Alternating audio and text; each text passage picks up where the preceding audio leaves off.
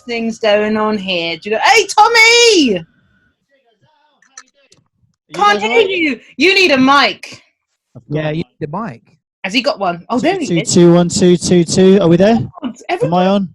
How come everyone's got a mic? I don't have a mic. It's because we're really professional. Jesus, thanks, Tom. Can you hear me? I can hear you now. I mean, I feel like I need to get a mic now. I mean, what's this about? But if I put my mic in, I won't be able to hear you. We're just pros. That's what it is. I mean, come on. This is serious stuff. All this professional, and he's got his headphones on, his cup of tea, he's sitting all comfortable there, and I'm here.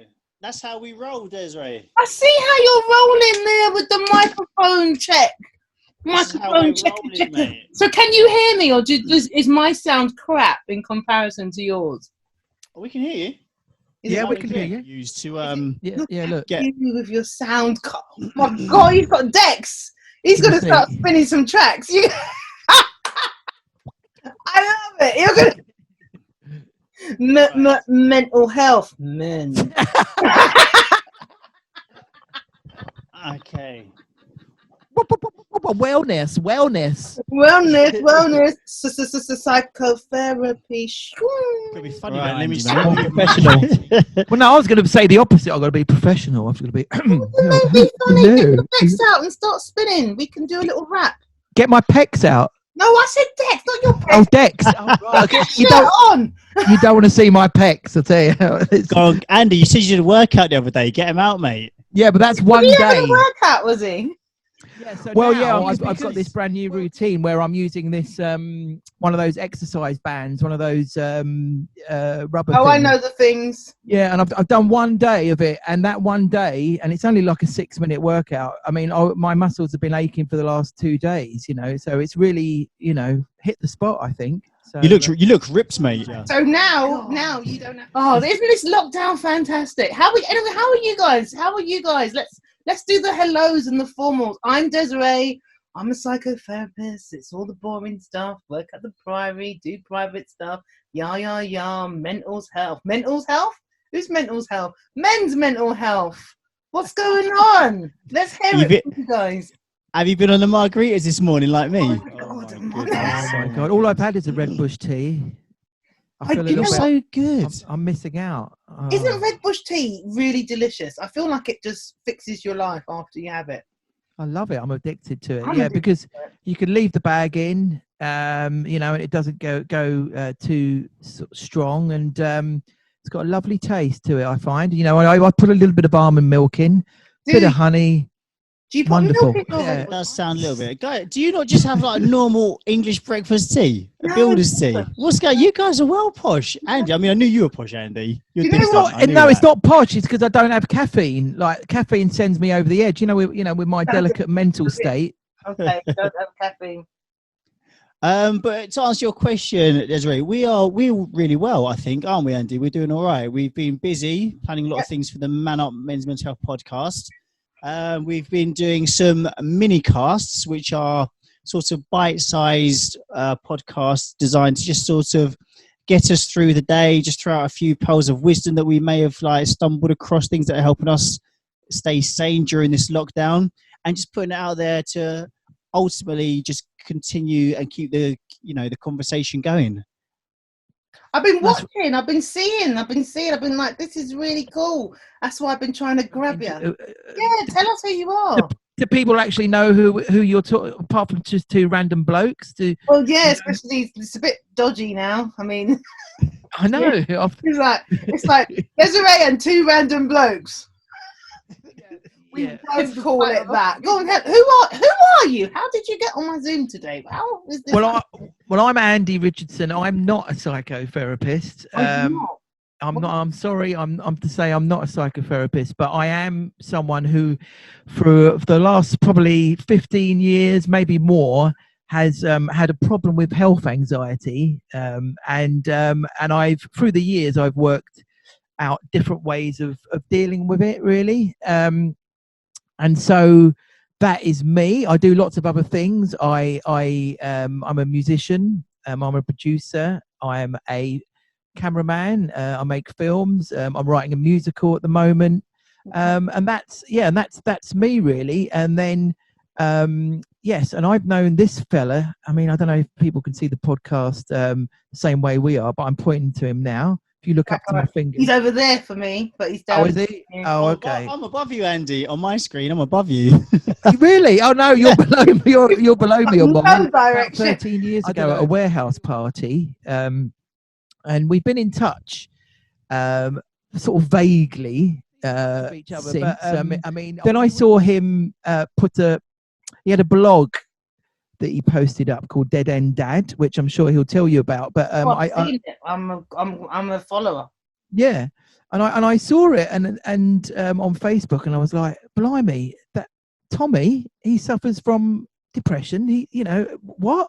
I didn't know that, because really, most people that sort of suffer from these mental health diseases, they always put up a really good front, don't they? And it's often the most sort of confident and the most sort of outgoing people. Then you think, my God, really? You're suffering like that on the inside? And so that was my thing with Tommy. It was like, blimey, this really gregarious, friendly, outgoing, life of the party, and he's got these real demons going on, and he was really honest about it, and it really sort of touched me.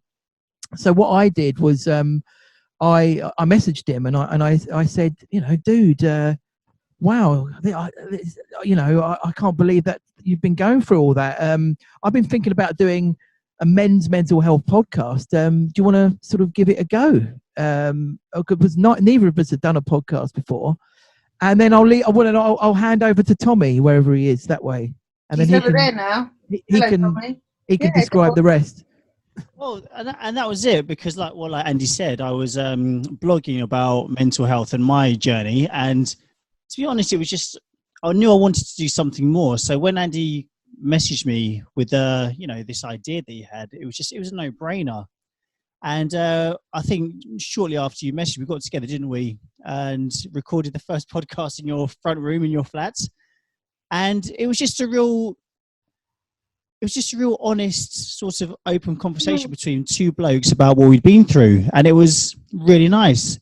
And that was just the start of some absolutely amazing things for the Men's Mental Health podcast, I guess. It was the start of a beautiful friendship. Yes. Yeah. Yeah, but your experience is very different to mine. I mean, because I'm a single man living on my own, so I've got my own perspective, because there's a lot of people in the same boat as me. But your perspective is very different, because you've got a young family, haven't you? And a lot of your problems sprung from the responsibility of having a young family.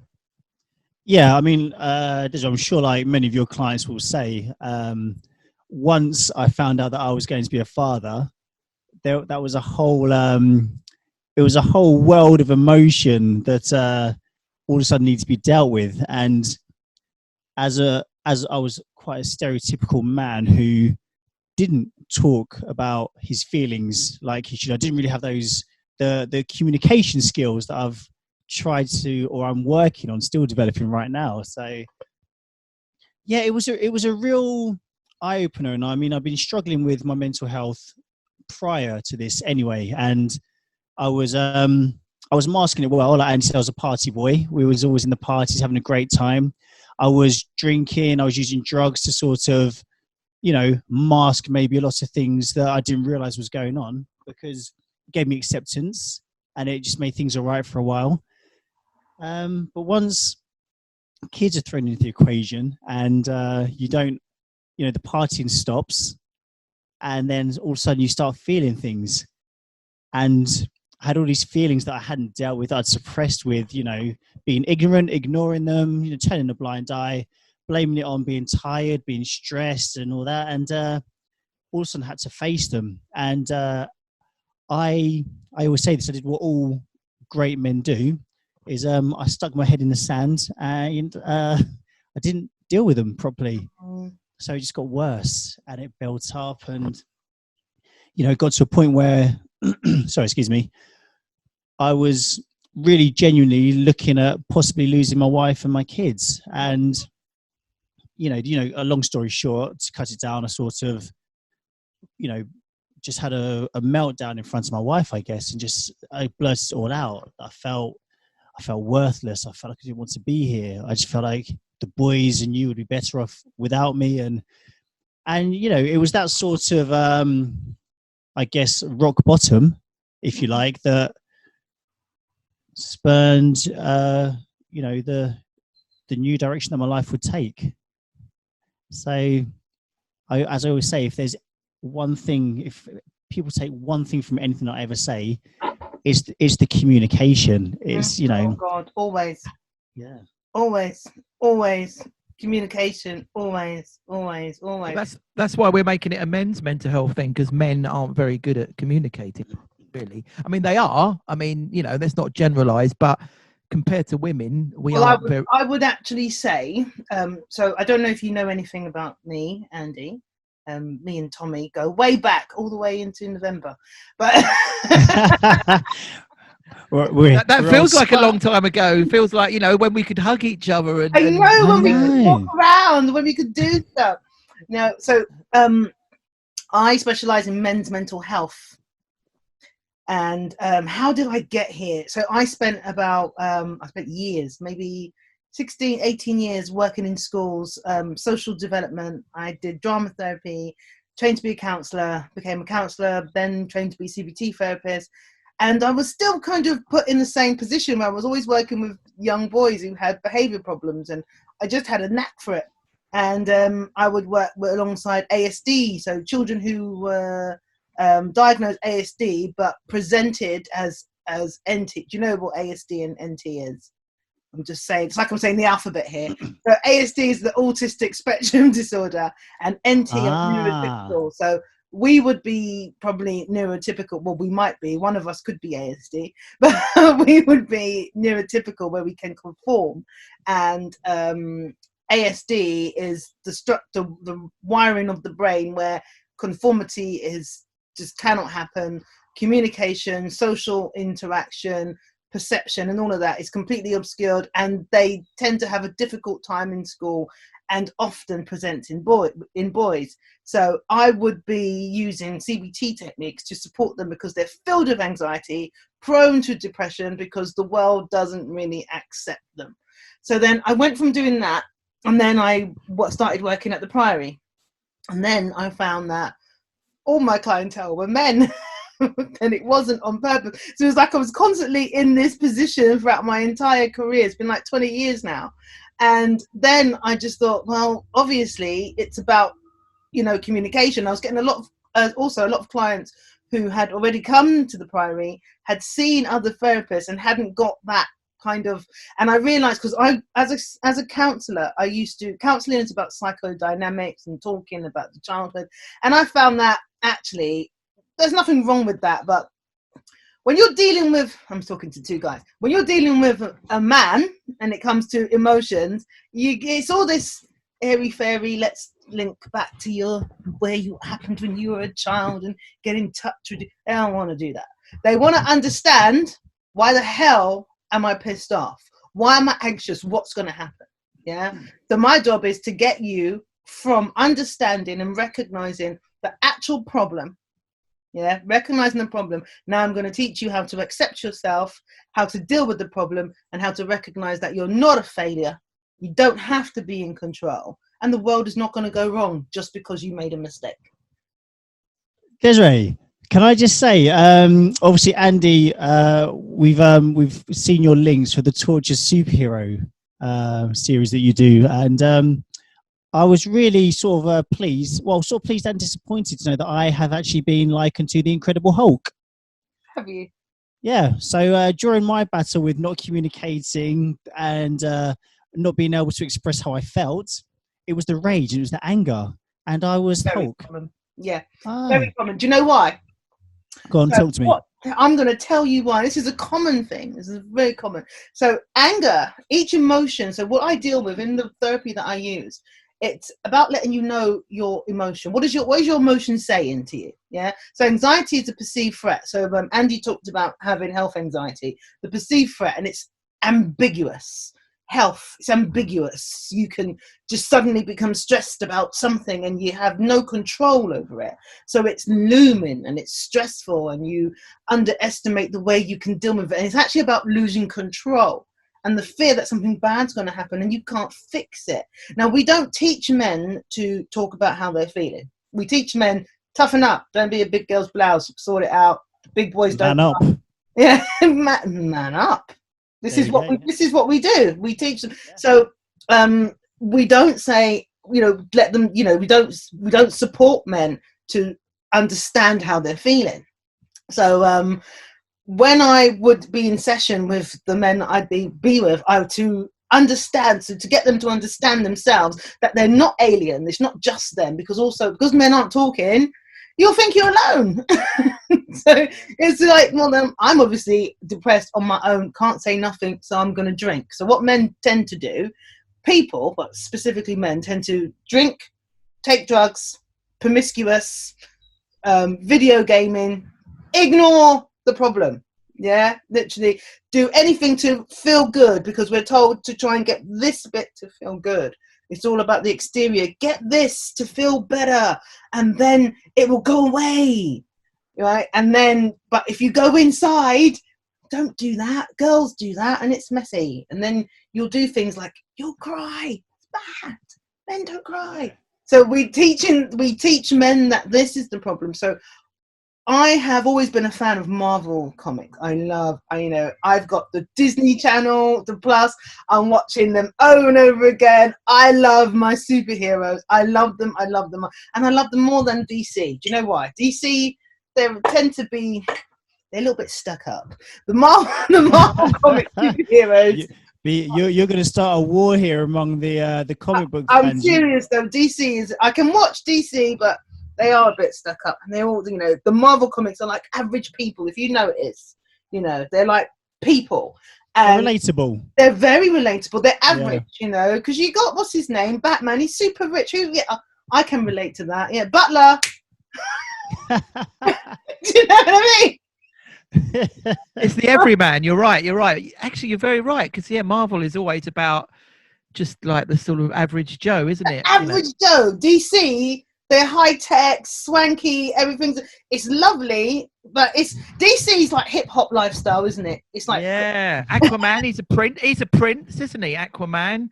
God, the more they're also up their own arses. Superman is son of Jor-El. Jor-El was the lead. And they called things like Superman.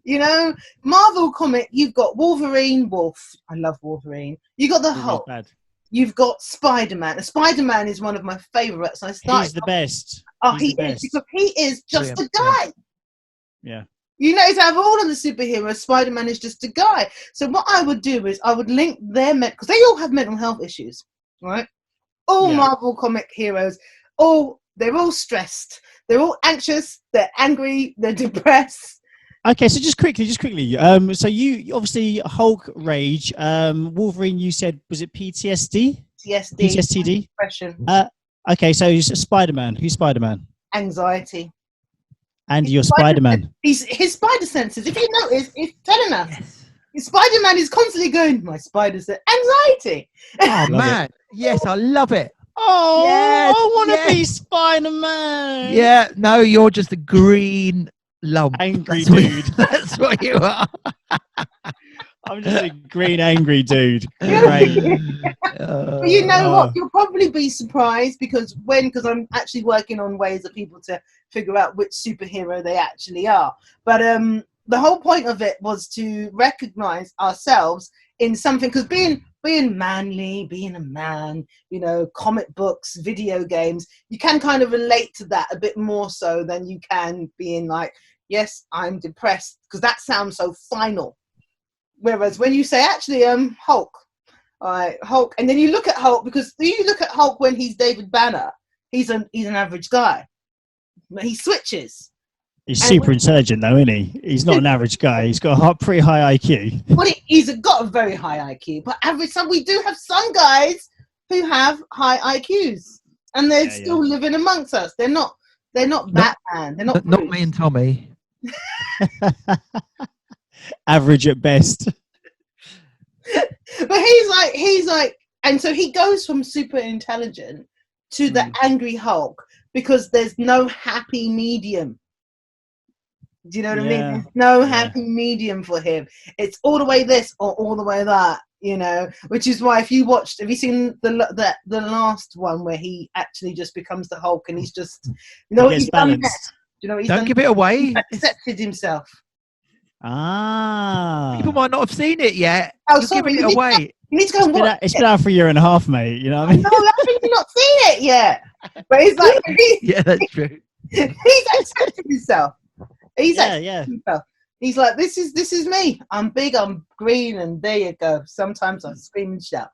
And that's what we're seeking. So we're seeking acceptance. We're seeking not to be rejected, and we're seeking self-approval, which is what you talked about. So when you're